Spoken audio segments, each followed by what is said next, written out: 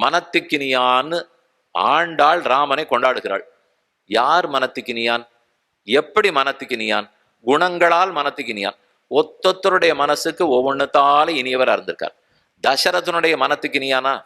ஆரம்பிச்சு ஒன்று பார்த்தோமே, நாரதர் மனத்துக்கினியான்.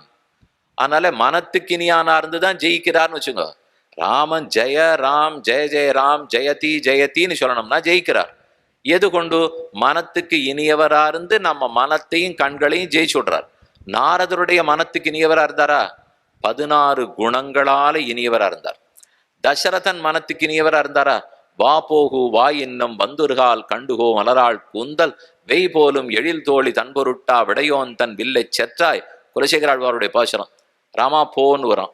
ராம அப்படி ஓடுவனும். 5 வயசு குழந்தை. பின்னழகெல்லாம் சேவிப்பலாம். 60,000 வயசா இருந்த தசரதனுக்கு 6,000 ஆயிடுத்தான். தசரதன் 60,000 வருஷம் இருந்தார். ராமன் போகிறச்சு அழக பார்த்தோன்னு இவருக்கு இளம மீண்டுடுத்தான். வந்துருகால் கண்டு போ ராமா வான்னு வரான். முன்னழகெல்லாம் தெரிய ஓடி வரைச்சு 6,600 ஆயிடுத்தான். திரும்பி போன்னு வரான். திரும்ப பின்னழக சேவிச்சு 660 ஆயிடுத்தான். கைகேயி உன் கணவனுக்கு 60,000 60 ஆயிடுத்தே. ராமனை முன்னும் பின்னும் சேவிச்சே வயசு குறைஞ்சிருக்கே. இப்ப நீ ராமன் அனுப்பிச்சுட்டியானா எனக்கு திரும்ப 60,000 ஆயிடும். எந்த மனைவிக்கு தான் கணவனுக்கு வயசாயிருது பிடிக்கும்? பிடிக்காது இல்லையா? அப்படின்னா எனக்கு இளம திரும்பி வந்திருக்கே, எதுக்கு ராமன் அனுப்பிச்சுடுறேன்னால் தன் அழகாலும் தன் இளமையாலும் ராமன் தசரதனுடைய மனத்துக்கு இனியவரா இருந்திருக்கார். கௌசல்ய மனத்துக்கு இனியவர், பரதன் மனத்துக்கு இனியவர். அவ்வளவு ஏன், ரிஷிகள் முற்றும் துறந்த முனிவர்கள் தண்டகாரண்யத்துல வசிக்கிறார்கள். ராமன் தண்டகாரண்யத்துக்குள்ள நுழைகிறார். அவ பார்த்தோன்னே கொண்டாடுறா. எல்லாம் பார்த்து ஆச்சரியப்பட்டு மங்களானி பிரயுஞ்சானாக பிரத்யகிருண்ணன் திருடவிரதாக.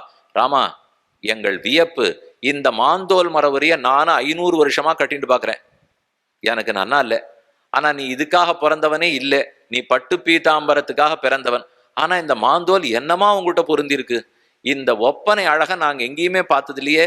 எங்க கண்ணெச்சிலே பட்டு விடும் போல் இருக்கிறதே பல்லாண்டு பல்லாண்டு பல்லாயிரத்தான் அப்படின்னு ரிஷிகள் எல்லாம் பாட்டிருக்கணும்னால் தன் அழகால் முற்றுந்துறந்த முனிவர்களையும் வசீகரிக்கிறார். அவ்வளவு ஏன், சூர்பனக அரக்கியும் வசீகரித்து விட்டார்.